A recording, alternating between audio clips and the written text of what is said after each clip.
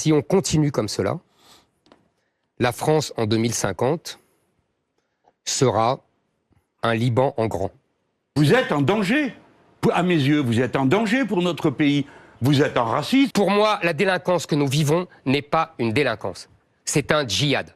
Monsieur Zemmour, nous serons nombreux à ne pas vous laisser faire. Vous ne chasserez pas les musulmans. Dans votre camp, depuis 2 siècles, on ne débat pas, on guillotine. On n'invective pas, on ostracise et on met dans des camps de rééducation, quand c'est pas dans des asiles psychiatriques. Ça suffit. Vous insultez continuellement les musulmans en essayant de donner l'idée que vous allez les canichiser. Vous n'y arriverez pas. Ça n'a pas de sens. Et je ne me suis pas trompé, contrairement à vous. Vous vous trompez tout le temps et vous vous reniez tout le temps. Moi, non. Faites pas le professeur d'un domaine que vous connaissez pas. Vous connaissez tout et moi je connais rien. Bonjour à tous.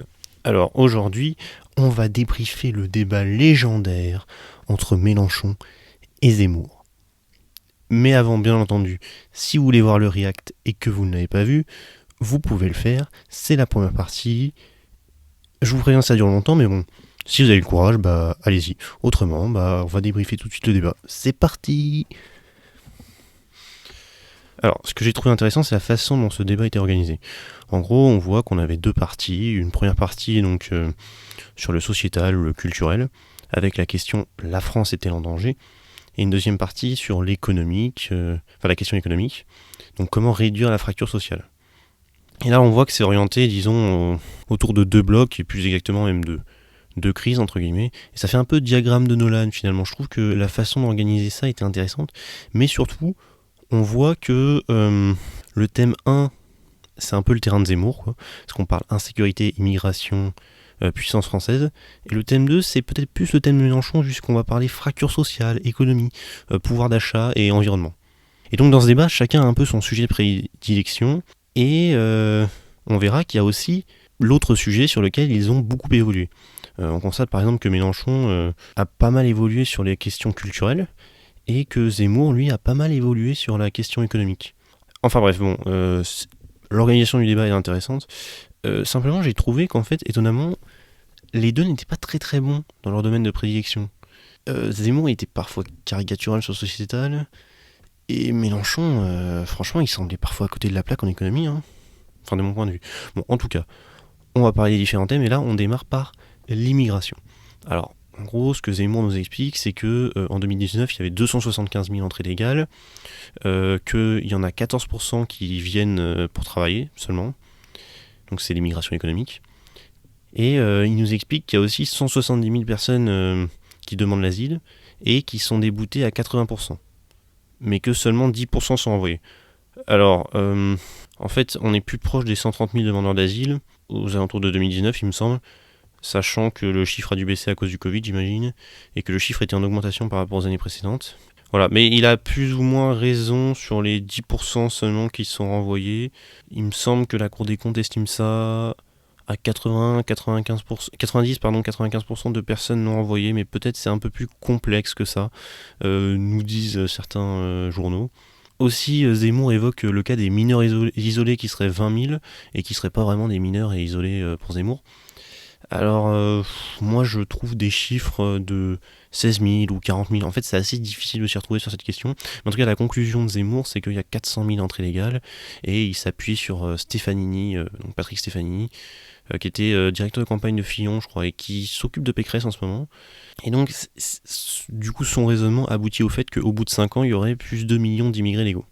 Et donc, ce que Mélenchon lui rétorque, c'est qu'en prenant en compte le nombre de morts et le chiffre de Zemmour, on aurait plus 4 millions en 10 ans et non pas plus 6 millions, je sais pas pourquoi il a dit ça. Or, on constaterait qu'on n'en a que plus de 2 millions. Donc ça veut dire qu'il y a des départs, par exemple les étudiants qui représentent un tiers de l'immigration. Et franchement, je comprends pas trop le raisonnement de Mélenchon parce que, ok, prendre en compte le sol naturel, c'est une bonne idée. Selon l'INSEE, il est environ 140 000 en 2019, donc c'est un peu plus qu'avant, mais un peu moins qu'après. Et donc, vu que Zemmour prédit que la population augmentera de 4 millions en 10 ans, on devrait constater une augmentation de la population, somme toute assez importante. Or, par exemple, si on prend les chiffres de 2015 à 2020, donc 5 ans, on constate une augmentation d'environ 800 000 personnes de la population. Donc Zemmour oublie probablement de prendre en compte les départs. Maintenant, son raisonnement, c'est que finalement, ceux qui se cassent, c'est des Français, entre guillemets, et pas des étrangers. En tout cas, bref, si le sujet vous intéresse, vous pouvez aller voir l'article du Parisien, il est assez intéressant sur le sujet, et il détaille un peu mieux que moi les choses. En tout cas, l'objectif de Zemmour, donc, c'est de montrer qu'il y a un grand remplacement, et que si on continue comme ça, la France en 2050 sera un Liban en grand, avec des communautés qui s'affronteront dans une guerre civile, entre guillemets. Et donc, il faut empêcher la libanisation de la société française, qui est... le problème principal. En gros, il ne faut pas que le peuple français soit remplacé parce que sinon la France meurt et c'est le problème principal.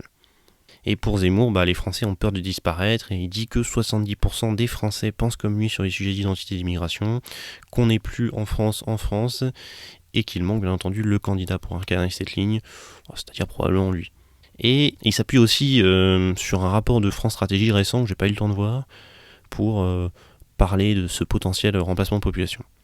Alors d'ailleurs, Zemmour botte en touche un petit peu sur la question de la réimmigration en disant c'est quoi, qu'est-ce que c'est, comment vous le définissez. Bon, j'imagine qu'il n'est pas pour un renvoi des gens de couleur de peau différentes comme de Lesquin, mais bon, est-ce qu'il n'est pas pour un renvoi de certains immigrés ? Je ne sais pas quelles sont les conditions. En tout cas, à un moment, il évoque Milza, donc l'historien, pour appuyer sur le fait que entre 1870 et 1940, il y aurait eu 3 millions d'Italiens et qu'il y en a eu 2 millions qui ont été renvoyés parce qu'ils n'arrivaient pas à s'assimiler ou parce qu'ils ne trouvaient pas d'emploi. Bref, on les a pas gardés parce que ils ne s'intégraient pas à la société française. Alors aussi, pour finir sur le sujet de l'immigration, il y a des choses qui évoquent...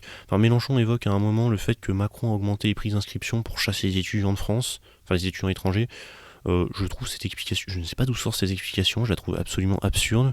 Le coût de l'éducation est absolument faiblard par rapport aux autres pays d'Europe. C'est 275 € les frais d'inscription, si je dis pas de bêtises, à la fac. Je crois pas, objectivement, je crois que ceux qui viennent en France, c'est pas que des étudiants pauvres. Après, moi ça me dérange pas que on classe en fonction de leurs revenus les gens et qu'on fasse payer plus les plus riches et moins les plus pauvres. Mais pourquoi est-ce que l'augmentation des frais d'inscription de personnes dont les parents n'ont pas cotisé en France serait considéré comme quelque chose de mal qui veut chasser les étrangers du pays? Je veux dire, encore une fois, on a des frais de scolarité qui sont assez faibles en comparaison des autres pays. Enfin bref. Aussi, Mélenchon dit que les immigrés donnent 3 milliards de plus qu'ils ne consomment en prestations sociales. Alors certes, les immigrés augmentent la croissance, c'est vrai, mais objectivement, je ne sais pas d'où sort le chiffre de 3 milliards. Certains parlent plutôt d'un impact neutre, faudrait que je me renseigne plus sur le sujet, mais en tout cas, je ne sais pas sur quoi il s'appuie. L'autre sujet de ce débat, c'est la créolisation contre l'assimilation. En gros, Mélenchon est partisan de ce qu'il appelle la créolisation, et Zemmour de l'assimilation. En gros, pour Mélenchon, la France, c'est un concentré de diverses cultures qui ont su cohabiter ensemble parce qu'elles vivent sur un même territoire. Et c'est ce qu'il appelle le phénomène de créolisation. En gros, la France est un méli-mélo, et il y a un projet commun qui aboutit aux droits de l'homme et à une révolution qui s'est faite carrément pour l'humanité. Bon, je rappelle, il y a eu la révolution américaine avant qui a appliqué les idées des Lumières. Bon, faudrait peut-être pas l'oublier celle-ci. C'est peut-être trop libéral pour Mélenchon, je sais pas. Après, cette créolisation, elle est assez étrange. Alors lui s'appuie sur Édouard Glissant, donc qui serait le théoricien de la créolisation et qui explique en gros, je sais pas s'il explique ça, mais en tout cas Mélenchon explique que les dom-toms, c'était par exemple une somme d'esclaves d'horizons totalement différents qui ont fini par avoir une culture commune. Oui, enfin, d'accord, mais il y a eu un processus de violence, Mélenchon. C'est-à-dire les mecs ont eu une culture commune par la force des choses. Un petit peu comme dans l'histoire de France d'ailleurs. On a forcé pas mal de populations à s'assimiler à la France. Est-ce qu'en temps de paix c'est possible ? Je ne sais pas. Ce que je trouve étrange, c'est que Mélenchon semble opposer l'humanisme et l'universalisme en gros. Il se revendique plus universaliste. Pour lui, l'humanisme, ça implique la créolisation. Et là, je trouve ça bizarre. Un républicain défenseur des Lumières qui nous explique que l'humanisme et l'universalisme ne sont pas compatibles, moi je crois que j'ai loupé un épisode. Voilà, bon, enfin bref, en tout cas, pour Mélenchon, la créolisation, c'est l'absence de domination, personne ne domine l'autre, et l'assimilation, ça n'existe pas. Pour lui, l'assimilation, ça signifierait qu'il y a quelque chose d'invariable à quoi on devrait ressembler, et ça n'existe pas. Alors il n'a pas tort sur le fait que, c'est quoi cet invariable, comment ils sont le définis. L'assimilation a pas mal de limites, selon moi, dans la théorie, mais la créolisation, je comprends pas ce que c'est exactement. J'imagine que c'est l'autre nom pour dire multiculturalisme. Je sais pas pourquoi il appelle ça créolisation. Bon, enfin bref. En tout cas, Zemmour, bien entendu, n'est pas d'accord avec cette vision. Il explique que le catholicisme, c'est le ciment de la France et que Mélenchon ne veut pas le voir. Lui qui ne croit pas que la France démarre à Clovis, et aussi il explique que bien évidemment les Français assimilés sont Français, et est assimilé celui qui respecte les critères de naturalisation qui selon lui ne sont plus appliqués. Par exemple, on naturaliserait des femmes voilées. Alors, je sais pas si le fait d'avoir le voile t'interdit d'être naturalisé, je sais pas si c'est dans les critères, tu vois. Est-ce que vraiment un vêtement peut être dans les critères Au pire, tu sais, je m'habille en tailleur quelques jours, hein. J'ai envie de dire si je suis une femme voilée.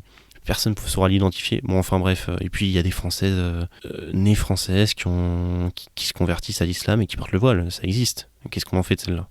On leur enlève la nationalité, je comprends pas. Alors ensuite, on passe à l'islam. Donc, pour Zemmour, l'islam est bien évidemment politique, c'est une évidence, et l'islam ne s'occuperait pas de l'intégralité des fidèles, bon, je sais pas si c'est vrai ça, mais elle s'occupe des normes sociales et politiques. Ça c'est vrai, c'est encore plus judiciaire, et donc pour Zemmour, c'est un concurrent au code civil. Pour lui, l'islam est aux antipodes de la France et n'est pas compatible avec la France. L'islam s'opposerait même aux valeurs fondamentales de la République. En gros, on aurait, pour le cas de la France, liberté, égalité, fraternité, et dans le cas de l'islam, on aurait soumission, inégalité et fraternité.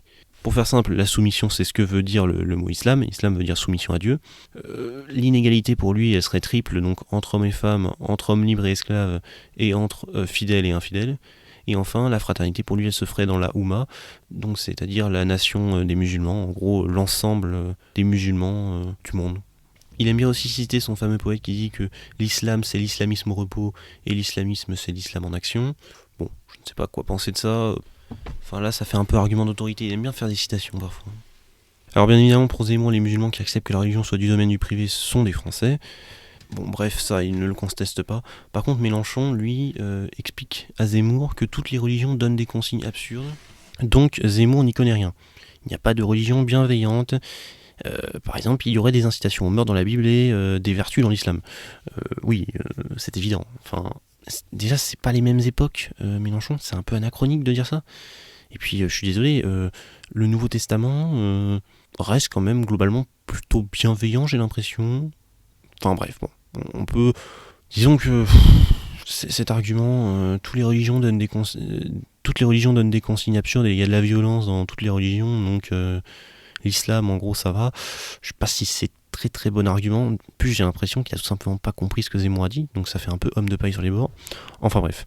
Mélenchon explique aussi que l'islam malékiste domine le Maghreb, et donc que la loi enfin, dans cette vision de l'islam, la loi serait au-dessus de la religion, donc ça montre que Zemmour n'a rien compris. Or, je ne sais pas d'où cette information sort, je ne connais pas particulièrement l'islam malékiste, mais je n'ai rien trouvé sur l'idée qu'il fallait se débarrasser de la loi islamique, c'est-à-dire la charia. Mélenchon évoque aussi l'islam mutazilite, donc on va dire un islam rationaliste, qui a permis la fécondation selon lui de l'humanisme. Mais bon, Zemmour rétorque à juste titre que l'islam mutazilite a été abattu au 9e siècle. Alors je ne sais pas si c'est la date exacte, mais en tout cas, oui, l'islam mutazilite est clairement minoritaire aujourd'hui. Alors Zemmour pose aussi la question de ce qu'est devenu le Mélenchon qui critiquait le voile, le républicain strict qui disait que c'était une auto-stigmatisation, et pour lui il est à la poursuite d'électeurs qu'il qualifie d'indigénistes, voilà, parce que selon Zemmour, Mélenchon était de son côté à une époque. Alors sur le voile c'est pas faux, il me semble qu'il était assez fermement opposé au voile. Après Mélenchon dit qu'il était opposé à la burqa, donc c'est-à-dire au fait qu'on cache le visage, mais qu'il n'est pas pour une police de la tenue des femmes. Bon, je suis d'accord que la police de la tenue des femmes, ça va être un peu compliqué, mais par contre, il me semble bien que Mélenchon avait dit qu'il était pas favorable au voile et que c'était un outil de soumission. Il me semble que c'était dans On n'est pas couché, justement, face à Zemmour, mais il faudrait retrouver l'extrait. Aussi, Mélenchon, il dit que l'histoire que des femmes qui pouvaient pas rentrer dans le café à Sévran était inventée, c'est un argument sur lequel s'appuie Zemmour. Je sais pas d'où sort cette information, d'où il sait que ça a été inventé. Là, il me faudrait des sources quand même. Ensuite, le thème, bien évidemment, majeur de ce débat, c'était l'insécurité. Donc, pour Mélenchon, en tout cas, selon son programme, il faut que la police soit mieux employée, mieux formée, mieux commandée et mieux équipée. Bon, oui. Ma foi, c'est... Ok. Mais encore. Hein. Selon Mélenchon, il n'y a pas d'insécurité qui soit cauchemardesque, mais il y en aura toujours plus à force que la misère augmente et que l'école publique se désagrège. Alors là, il va me falloir aussi des sources, des arguments. Encore une fois, je préfère garder ce sujet pour une prochaine vidéo parce que je pense qu'il pourrait être très intéressant, donc je ne vais pas plus développer. En tout cas, ça me paraît un peu simpliste comme vision. Alors aussi, là, il sort des chiffres à un moment. Honnêtement, j'ai absolument rien compris.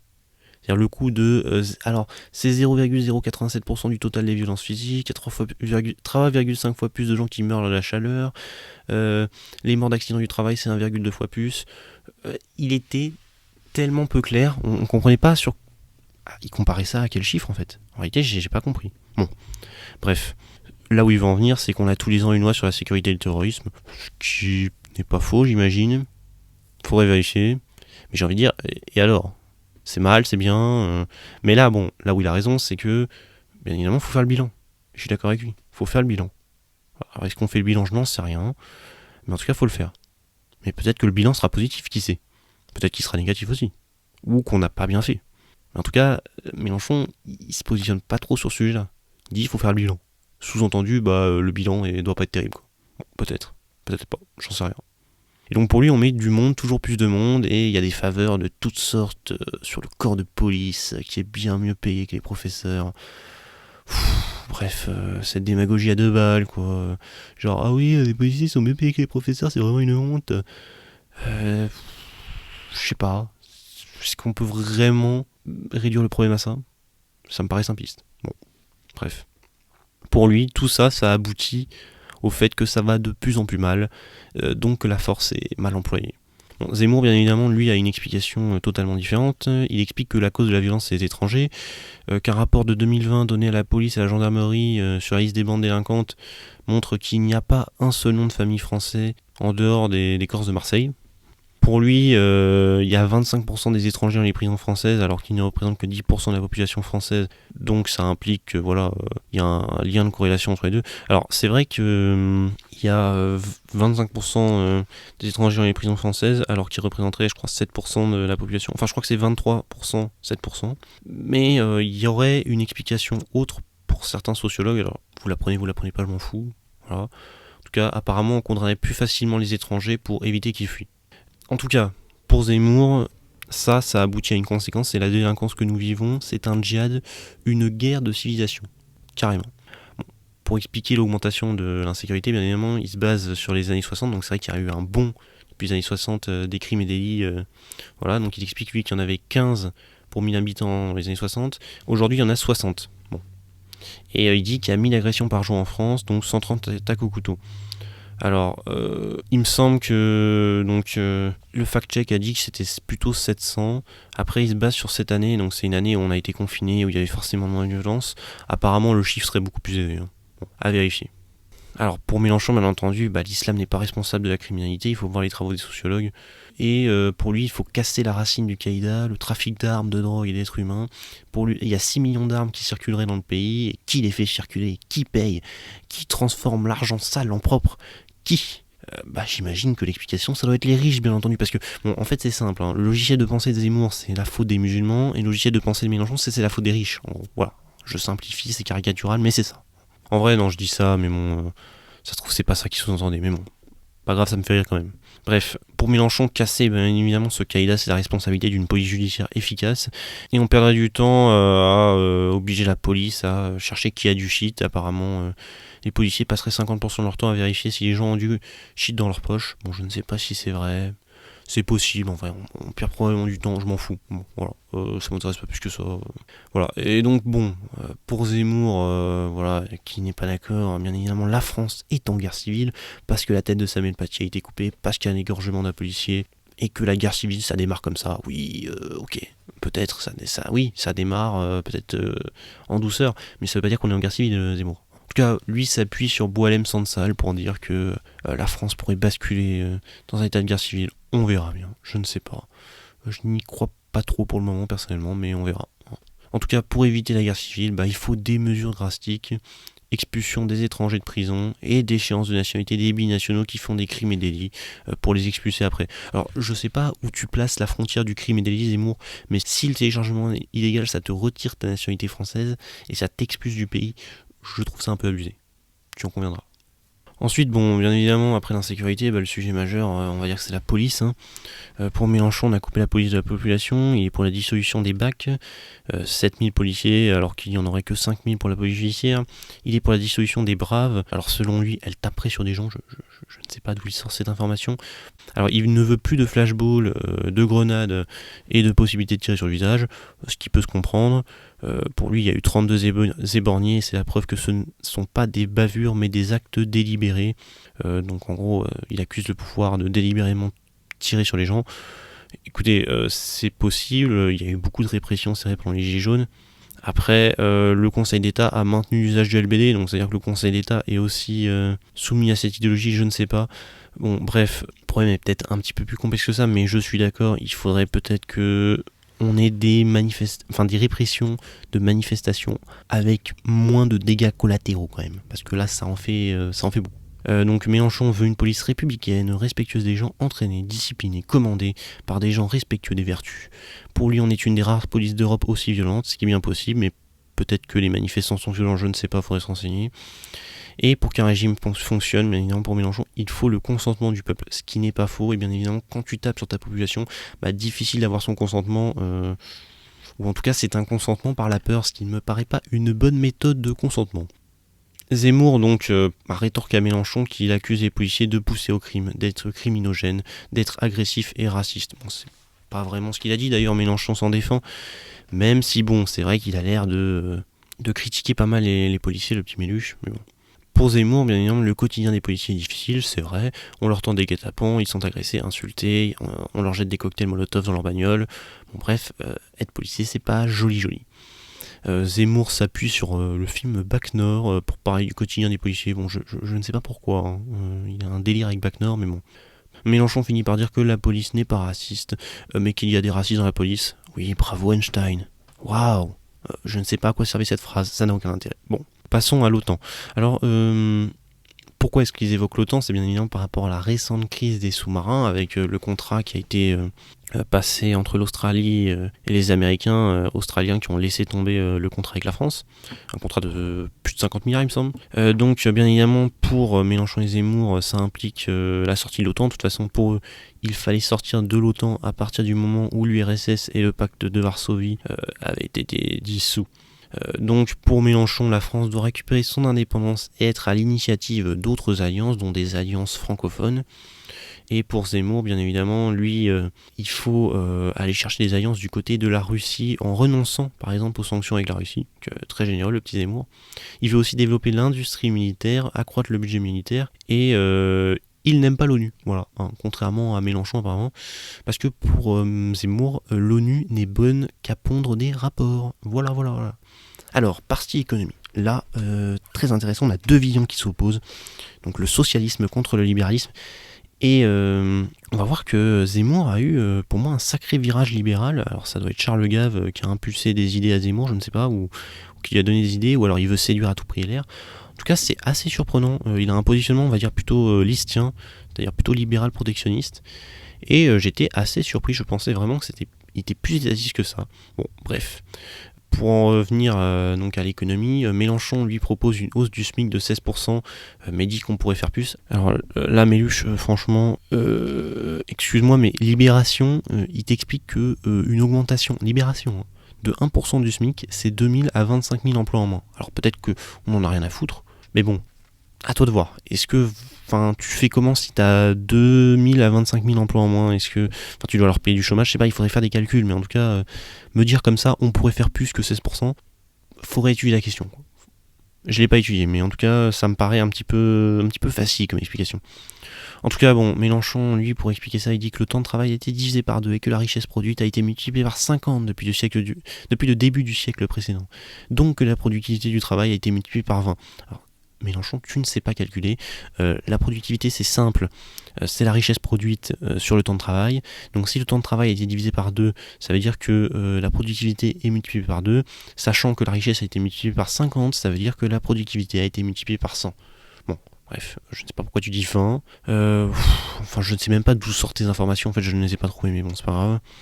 En tout cas, pour Mélenchon, c'est la preuve que nous ne sommes pas pauvres. Donc que nous avons des moyens. Oui, effectivement, on n'est pas pauvre. Après, est-ce qu'on a des moyens ? Je ne sais pas. Dans la période récente, selon lui, les inégalités se sont creusées d'une manière absolument incroyable. C'est faux, les inégalités en France stagnent. Alors certes, à l'échelle mondiale, généralement dans la plupart des pays, elles augmentent, mais pas en France, parce qu'on a un système redistributif qui est très fort. Il dit aussi que 26 personnes possèdent autant que 50% de l'humanité et que les principales fortunes des milliardaires ont augmenté de 30% durant la crise du Covid. Selon lui, un ruissellement vers le haut s'organise. Alors, il faut arrêter avec Mélenchon, il faut arrêter d'utiliser ce mot de ruissellement. Personne ne l'utilise à droite. Je tiens juste à le signaler. En tout cas, je n'en connais pas. Et je ne connais pas d'économistes qui utilisent ce mot. Bref. Donc quand on augmente le SMIC, on augmente mécaniquement et rapidement tous les autres salaires selon Mélenchon. Ah bon ? Alors moi je lis Mathieu Plane de l'OFCE, voilà ce qu'il dit. Il y a un effet de rattrapage sur les salaires qui sont juste un peu au-dessus. Il y a un risque assez fort pour l'employeur d'embaucher au niveau du SMIC. Une hausse de 1% du SMIC entraîne donc une hausse moyenne des salaires de l'ensemble du secteur marchand de 0,1% seulement. On dit aussi que les plus pénalisés seraient les PME et TPE puisque 24% de leurs salariés sont rémunérés au SMIC contre 4,5% dans les grands groupes. Mélenchon en faveur des grands groupes, oui c'est étonnant. On me dit aussi que en théorie, une hausse du SMIC se diffuse mécaniquement sur les salaires les plus proches jusqu'à 1,5 fois le SMIC, mais comme les employeurs ne peuvent pas tous augmenter leur grille salariale, le nombre de SMICards augmente. Une revalorisation du SMIC augmente donc la part prise en charge par l'État. Selon un rapport de l'Inspection Générale des Finances de 2010, une hausse de 1,5% amputerait le budget de l'État de 1,4 milliard d'euros. Et encore, si une partie de la grille indiciaire des fonctionnaires est revalorisée, la facture grimpe à plus de 2 milliards d'euros. Bref, Mélenchon, on remarque quand même que les effets d'une hausse du SMIC, c'est pas aussi évident que ça, donc me dire oui, on va faire 16% et on peut même faire plus, j'espère que tu as prévu un budget solide, j'ai hâte de voir ton programme, parce que là, il y a intérêt à ce que tu aies un truc solide pour financer tout ça. Bon, Mélenchon il explique bien évidemment qu'il faut augmenter les salaires pour des raisons sociales et écologiques car les individus avec plus de moyens ont les moyens de trier ceux qu'ils vont acheter, notamment en alimentaire, où nous sommes victimes d'une augmentation de l'obésité et du diabète. Alors, je suis d'accord que c'est bien d'augmenter le budget des classes les moins aisées pour leur permettre d'avoir un meilleur pouvoir d'achat. Maintenant, je ne comprends pas pourquoi cet argument de l'alimentaire, dire que finalement la pauvreté serait responsable de l'obésité et du diabète. Il me faudrait plus de détails, je ne sais pas trop d'où ça sort. Moi, simplement, j'ai juste envie de dire, imaginons que tu donnes plus de pouvoir d'achat à des gens, d'accord ? Est-ce qu'ils vont nécessairement acheter mieux leur bouffe ? Est-ce qu'ils vont nécessairement acheter plus écologique ou ils vont consommer plus ? Peut-être qu'ils vont consommer plus. En fait, je comprends pas pourquoi est-ce que augmenter les salaires, nécessairement, améliorer la situation écologique ou même améliorer le physique des gens. Pas forcément, encore une fois, ils peuvent consommer plus, ils peuvent polluer plus, ils peuvent manger plus. Je ne vois pas pourquoi ce serait nécessairement le cas, surtout que la bouffe, on peut se faire des trucs équilibrés pour pas cher aujourd'hui. Bref, il faudrait me détailler un peu plus ça. Alors Mélenchon, il défend aussi la réduction du temps de travail et la retraite à 60 ans. Alors, certains estiment que la retraite à 60 ans, ça coûterait 27 milliards à l'État, donc j'espère que tu as les 27 milliards disponibles. Aussi, Mélenchon s'oppose au si on vit plus longtemps, il faut travailler plus longtemps. Selon lui, si on vit plus longtemps, c'est parce qu'on travaille moins longtemps. Bon, alors, non, si on vit plus longtemps, déjà, je pense que c'est en partie grâce à la médecine. Peut-être que le travail a un impact, mais quel est l'effet du travail sur l'espérance de vie ? J'aimerais savoir. Combien ? Tu vois, là, déjà, faut me le dire. Aussi, quels sont les boulots qui font baisser l'espérance de vie ? On pourrait très bien imaginer que les gens ne travaillent que dans les services à la fin de leur vie, ou alors fassent des travaux d'intérêt général, ou alors même forment des apprentis. Il me semble qu'ils le font en Allemagne, tu vois. Donc, c'est-à-dire, en fait, à la fin de leur vie, ils forment des gens. Ce qui est plutôt une bonne idée, je pense, non ? Je comprends pas pourquoi est-ce qu'on devrait nécessairement passer à 60 ans. Ça, faut le justifier. Ensuite, faire partir à la retraite plus tard, selon Mélenchon, empêcherait la jeune génération de trouver du boulot. Je ne comprends pas pourquoi. Les jeunes coûtent moins cher. Ils sont plus en forme. Pourquoi ? Enfin, je ne comprends pas. Quelqu'un qui a de l'ancienneté dans un boulot, ça coûte cher. D'ailleurs, c'est pour ça que l'ancienne génération souffre d'un chômage assez important, parce que quand tu tombes au chômage et tu as plus de 50 ans, c'est un peu finito, quoi. Ça va être compliqué de retrouver. Bon, et enfin pour Mélenchon, donc du coup, si on fait partir à la retraite plus tôt, on économiserait en retraite ce qu'on paye en chômage, en maladie, etc. Je sais pas d'où sort cette information. Encore une fois, il me faudra le détail. Alors Mélenchon est aussi favorable au blocage de certains prix de produits de première nécessité, alimentation, énergie, eau. Objectivement, j'ai pas assez étudié le sujet, mais franchement, il faut prendre en compte le prix, la dépense de l'État. Je crois pas que ce soit aussi simple et je suis pas sûr que la plupart des économistes soient en faveur de ça. Après, encore une fois, j'attends le chiffrage. Il explique aussi que la privatisation a fait augmenter le prix du gaz et de l'électricité et que c'est devenu cher. Alors, encore une fois, de combien ça a augmenté, depuis quand, est-ce que c'est la faute du privé, ça aussi il faut me l'expliquer. Mélenchon explique aussi que les assurances, les services et les banques ne produisent rien, donc ne devraient pas être pris en compte dans le PIB. Alors là, je ne comprends pas. Objectivement, je ne comprends pas. Mais bon, en tout cas, selon lui, ça expliquerait, vu qu'ils ont un faible taux d'agriculture, je crois 2%, ça représente 2% du PIB, et il donne d'autres arguments, et en tout cas, il explique à cause de ça que les États-Unis seraient en déclin, parce que leur seul privilège est de battre monnaie. Les États-Unis en déclin, ils seront heureux de l'apprendre. En tout cas, pour Mélenchon, c'est bien évidemment la faute de l'Union européenne qui organise la concurrence libre et non faussée, et il faudrait un protectionnisme écologique. Pour lui, c'est aberrant, par exemple, que 50% de nos approvisionnements en fruits et légumes viennent de l'extérieur. Aussi, il dit qu'il faut comparer, alors il explique aussi à Zemmour qu'il faudrait comparer le prix des assurances privées avec les assurances publiques pour démontrer réellement l'utilité du public. Je suis d'accord, il faut faire des comparaisons. Voilà, je peux rien dire de plus. Il faut vérifier, est-ce que ça coûte plus cher, est-ce que ça coûte moins cher, mais je crois pas qu'il y ait une explication uniforme qui soit avec le privé ça coûte forcément plus cher et avec l'État ça coûte forcément moins cher. Là je suis pas trop d'accord et pourtant c'est ce que développe Mélenchon durant ce débat. Alors là on va passer sur Zemmour parce que pour moi vraiment c'était le plus intéressant de voir la position économique de Zemmour qui a pour moi pas mal évolué. Alors déjà il explique que les patrons ne sont plus les principaux responsables de l'immigration. Et il dit que jamais la droite n'a eu le courage et le temps de mettre en œuvre ses recettes. Bref, là on se dit, what ? Que se passe-t-il ? Zemmour veut séduire l'électorat LR, il a basculé libéral, et c'est ce qu'on va voir, oui, il a l'air en tout cas de développer des thèses plutôt libérales durant ce débat. Alors, pour Zemmour, il pense qu'on n'est pas dans un pays si riche, je trouve qu'il abuse un peu. Pour lui, on est dans un pays en déclin, en voie d'appauvrissement et de tiers-mondisation. Pour expliquer ça, il fait une démonstration dont j'ai franchement la flemme de parler. Mais bon, en tout cas, Zemmour pense qu'on s'est appauvri parce que la Chine est entrée dans l'OMC, ce qui a ravagé les industries de main-d'œuvre.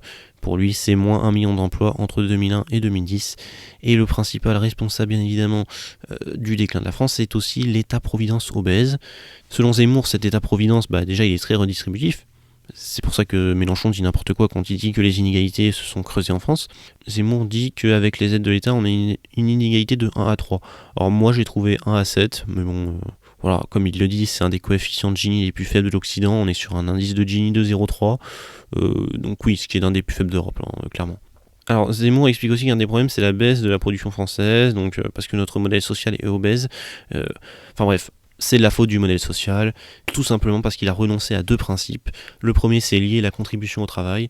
Donc, nous avons de plus en plus de prestations qui dépendent de l'assistanat et pas du travail. Alors, je suis d'accord qu'un modèle qui ne favorise pas le travail est probablement destiné à péricliter. En tout cas, il faut encourager le travail. Maintenant, la question, c'est est-ce que face à la multiplicité des prestations, comme il le dit, on ne va pas être obligé de faire une allocation universelle et donc nécessairement d'accepter une part d'assistanat finalement. C'est ça la question, est-ce qu'on va pas être obligé d'évoluer, surtout face à la mécanisation du travail physique. Je pense que va falloir se poser la question, tu vois. Est-ce que le prisme de l'assistanat, de l'anti-assistanat absolu est encore envisageable et possible à droite ? Je ne crois pas. Aussi, Zemmour dit que le deuxième principe auquel il a renoncé le modèle social, c'est la solidarité nationale. Pour lui, on est passé à une solidarité universelle, c'est-à-dire qu'on a ouvert nos prestations au monde entier. Voilà. Je ne vais pas plus développer que ça, mais en tout cas, il montre bien que le modèle social a une dépense gigantesque, donc c'est 741 milliards. Alors lui dit 750, mais bon, c'est grosso modo la même chose. Et donc, à cause de cette dépense sociale, les dettes et les charges sociales explosent. Donc ces charges sociales poussent les entreprises à délocaliser, donc on perd l'emploi. Ce qui est vrai. Alors après, c'est vrai, mais est-ce que nécessairement baisser les impôts, ça implique qu'on va faire revenir les gens ? Pas sûr. Là, il va falloir étudier, tu vois. Mais bon, bref. Nous avons aussi il y a aussi le coût du travail, c'est-à-dire clairement, pas en dehors des charges, il y a aussi des pays dans lesquels le coût du travail est très faible. Alors, nous avons aussi donc une immigration sans travail qui, selon Zemmour, pèse sur nos comptes. Et ça, je ne sais pas. Puisque l'immigration apporte de la croissance, je ne sais pas, il faudrait étudier. En tout cas, selon lui, ça pèse sur nos comptes. Et donc, pour Zemmour, il faut réduire les charges sociales, réduire les impôts, et même supprimer les impôts de production. Et il faut aussi que les allocations logement, familial et RSA se limitent aux Français. Alors, Est-ce que vraiment ça doit se limiter que aux Français ? Je sais pas, par exemple, j'imagine un immigré qui a cotisé pendant 10 ans sur le territoire, est-ce qu'on peut pas l'aider juste parce qu'il n'a pas la nationalité française ? Je ne sais pas. Franchement, la question se pose. Qu'il doive y avoir une priorité sur les Français, ok. Est-ce que ça doit être exclusivement sur les Français ? Je sais pas, je pose la question, à vous de voir. Aussi, il évoque la fraude sociale, donc, qui selon lui est évaluée par Charles Prats à 50 milliards. Alors, BFM, eux, ont dit qu'un rapport de la Cour des comptes parlait de 1 milliard, ce qui est vrai, mais il y a des estimations... les estimations en tout cas sont difficiles et on en a qui parleraient plutôt de 14 à 45 milliards, donc Zemmour a clairement pris la fourchette haute qui est 45 milliards. En tout cas, bon, pour Zemmour, voilà, il y a beaucoup de fraude sociale. Il n'évoque pas, c'est vrai, la fraude fiscale, et moi je pense qu'il faudrait l'évoquer. Alors je sais plus quels sont les chiffres, hein. Il me semble que c'est plusieurs dizaines de milliards, ça peut monter jusqu'à 100 milliards. En tout cas, voilà. Les gauchistes diront, mais oui, mais il y a plus de fraude fiscale, ce qui est vrai. Maintenant, est-ce qu'on peut pas non plus s'intéresser à la fraude sociale ? Je ne sais pas, mais en tout cas, c'est vrai que Zemmour ne met l'accent que sur la fraude sociale, et c'est même étrange que Mélenchon n'ait pas évoqué la fraude fiscale. Bref, on va pas trop développer. En tout cas, pour Zemmour, il n'y a pas de solidarité sans peuple, et il a peut-être raison. En tout cas, la question se pose. Bref, on va passer au prochain sujet, qui est la nature contre la technique, et plus exactement, le sujet du nucléaire. Donc, en fait, Mélenchon dit que les produits pourris avec le glyphosate ne doivent plus rentrer en France. Alors, là, il y a débat, il me semble. Il y a beaucoup d'organismes qui disent que le glyphosate n'est pas dangereux. Moi, objectivement, je ne peux pas trancher. Je sais qu'il y a des récentes études qui disent que le glyphosate est dangereux. Faudrait étudier le sujet, il faudrait vraiment des experts. Je peux pas me prononcer. Mais en tout cas, j'ai un doute sur le fait d'être aussi vindicatif et de dire que le glyphosate est pourri et ne doit plus rentrer en France. Bon. Zemmour explique à Mélenchon, bien évidemment, que la droite était la première à défendre la nature face à la technique, alors que les marxistes et les libéraux défendent la technique et le productivisme. Et Mélenchon reconnaît bien évidemment que c'était le cas, mais que changer d'avis est possible. Donc j'imagine que les libéraux peuvent changer d'avis aussi, enfin je ne sais pas. En tout cas, oui, Zemmour a raison, les conservateurs étaient attachés à la nature, mais c'était un attachement plus, je dirais presque divin, quoi. Enfin, c'est pas la même écologie que l'écologie qui est proposée aujourd'hui, qui est plutôt une écologie rationaliste, scientifique, et basée sur le fait de concilier la production avec la nature, sauf dans le cas des décroissants, bien évidemment, qui eux estiment que là il faut carrément changer le modèle. Bon, bref. En tout cas, pour Zemmour, il faut réinventer une écologie de droite enracinée près de la nature. Franchement, est-ce qu'on a vraiment envie de se retaper l'écologie réactionnaire ? Je ne sais pas. Mais bon, visiblement Zemmour ça le séduit. Zemmour dit en tout cas que nous sommes le pays qui émettons le moins de CO2, ce qui est vrai parce que nous avons le nucléaire à 75% et l'hydraulique à 10%. Mélenchon, lui, voudrait du renouvelable comme les éoliennes et le solaire. Et donc, Zemmour n'est pas d'accord avec ça. Et il pense que le nucléaire est une question même de souveraineté nationale. Alors, même si Mélenchon dit que l'uranium n'est pas français, certes, mais Zemmour dit que c'est une technologie française et que, bien évidemment, les éoliennes, j'imagine qu'on va les acheter ailleurs. En tout cas, bref, abandonner le nucléaire pour Zemmour, c'est abandonner 200 000 emplois directs et 400 000 emplois. C'est l'abandon de la souveraineté et l'acceptation de la décroissance qui ne dit pas son nom. Pour lui, on progressait sur le nucléaire et on enfouait les déchets, et tous les grands pays se remettent au nucléaire, Russie, Chine, etc. Voilà, il faut en tout cas se remettre au nucléaire. Il y a même Bill Gates qui se remet au nucléaire. Bref, Zemmour se place en pro-science et en pro-propriété technique. Et Zemmour explique que, bien évidemment, le problème, c'est la sortie nucléaire. Alors, Mélenchon, lui, explique qu'il faut prendre en compte le coût des déchets et qu'il faudrait sortir du nucléaire. Mais alors là, ce que j'adore avec Mélenchon, c'est qu'il ne précise pas quand. C'est-à-dire à terme, mais on ne sait pas quand. Voilà, donc le monde aura probablement changé d'ici là. Peut-être que la technologie nucléaire sera propre. Peut-être que Mélenchon sera mort. Bref, on ne sait pas. Mais en tout cas, il faut en sortir. Voilà. Mais il ne faut pas l'abandonner, attention. Il faut en sortir, mais pas l'abandonner. Bon, bref, on sent que Mélenchon n'est pas à l'aise sur le sujet. En tout cas, il ne veut pas de grand recarénage de 150 milliards. Et Zemmour lui rétorque que c'est le montant de subvention des éoliennes. Bref, il y a un débat entre les deux. En tout cas, voilà, Mélenchon, c'est la vision pro-énergie renouvelable et moins de consommation. Pour lui, ça mettrait au travail des dizaines de milliers de gens. Voilà, qui sont des Chinois pour Zemmour.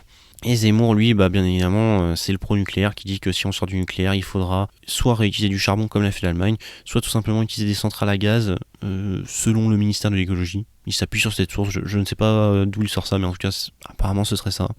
Et Mélenchon dit qu'il faut aussi sortir du plastique. Bref, vous l'avez compris, un débat entre deux positions. Une position pro-nucléaire et une autre anti-nucléaire. Voilà. En gros, une position d'un côté plus productiviste, diront certains, et d'autres plus écologistes. Bon, bref. Ensuite, l'autre thème, c'est bien évidemment l'UE et le référendum de 2005, qui constitue la fracture avec les élites. Donc Zemmour pense que les Français ne votent plus parce que tous les gouvernements appliquent les mêmes politiques européistes. Et Mélenchon est probablement un peu d'accord, puisqu'il dit que 2005 a cassé la démocratie, et que même si certains comme lui ont essayé de redonner leur lustre à la classe politique, ça n'a pas fonctionné. Ils étaient tous considérés comme pareils. Sauf que bon, j'ai envie de dire que Mélenchon a joué sur ce discours populiste. Il a dit lui aussi que la classe politique c'était tous pourris. Et ceci alors qu'il a été parmi l'élite et les décideurs. Le mec c'est un sénateur, il a été dans des gouvernements. Bon bref. Mais en tout cas je suis d'accord avec lui sur le fait que fuir la politique aujourd'hui c'est vraiment un geste sain d'esprit pour beaucoup, objectivement. Parce qu'on sait qu'on va se faire lyncher, parce qu'on sait qu'on va se faire mettre dans le sac de tout le monde. Donc personne n'a envie de faire de politique aujourd'hui. Enfin personne ne sain d'esprit en tout cas, j'ai envie de dire. Ou alors vraiment t'as des idéaux et tu ne vois pas où travailler autrement. Mais moi je travaillerai dans le privé à votre place. Foncez dans le privé les mecs. En tout cas, Mélenchon veut sortir des traités européens, il prend l'engagement que tout son programme sera appliqué, et si ça ne correspond pas, il s'assoit sur le traité. Je comprends pas pourquoi il assume pas le Frexit. Après, il a peut-être raison, c'est une technique qui fait moins peur et qui est peut-être plus efficace que le Frexit, mais il va avoir du mal, quoi. Ça va être des bras de fer continuellement. Bon, bref. En tout cas, Zemmour est d'accord, il veut lui aussi des clauses sur la sortie de la concurrence, de l'immigration, de Schengen. Et Zemmour se demande si Mélenchon va soutenir Orban face à la Commission européenne. Et Mélenchon répond qu'il ne soutiendra pas quelqu'un qui dit vouloir assister aux funérailles de la France. Selon lui, la Hongrie est un pays tellement heureux qu'ils ont le taux de naissance le plus bas de l'Europe. Bon, je ne sais pas si c'est vrai, si c'est faux, on s'en fout, on vérifiera. Bon, bref, on passe à la suite. Enfin, le dernier thème, c'est bien évidemment la 4e contre la 5e République. Mélenchon, lui, dénonce la monarchie présidentielle. Il veut une assemblée constituante pour faire une nouvelle république, j'imagine. Et il veut le référendum d'initiative citoyenne et la possibilité de chasser n'importe quel élu. Zemmour, quant à lui, dit que Mélenchon veut le retour à la 4e République qui avait occulté la souveraineté du peuple, alors que la 5e l'avait rétablie avec l'élection au suffrage universel direct du président et le référendum. Référendum qui est de moins en moins utilisé et qui manque clairement à l'arsenal des nouveaux présidents. En tout cas, Mélenchon dit qu'il faut une constitution qui rende sa souveraineté au peuple, et Zemmour dit que c'est la 5e. Pour Zemmour, à l'heure actuelle, le problème c'est le gouvernement des juges qui imposent leur vision idéologique. Bref, vous l'avez compris, on a deux visions qui s'opposent clairement, une vision de gauche, une vision de droite, c'est très clair. D'un côté, on a une vision d'un Mélenchon qui avant était un républicain de gauche, qui aujourd'hui est plutôt un petit culturaliste de gauche, j'ai envie de dire. Voilà, on va dire grosso merdo. Et Zemmour, lui, qui avant était plutôt un gaulliste classique, qui à mon avis a plus basculé dans la ligne libérale identitaire. Bref, ce sont ces deux conceptions qui s'opposent. Et j'ai trouvé le débat intéressant, mais je m'attendais peut-être à mieux, objectivement. Surtout, je trouve que les deux ont peut-être pas été suffisamment bons. Peut-être Mélenchon était trop agressif par moment et Zemmour un peu trop caricatural. Enfin bref, j'espère que ça vous a plu. Si ça vous a plu, n'hésitez pas, vous savez à quoi faire. Pouce, bouton rouge et cloche. Sur ce, merci d'avoir regardé. C'était Droite Fragile et je vous dis à la prochaine. Ciao.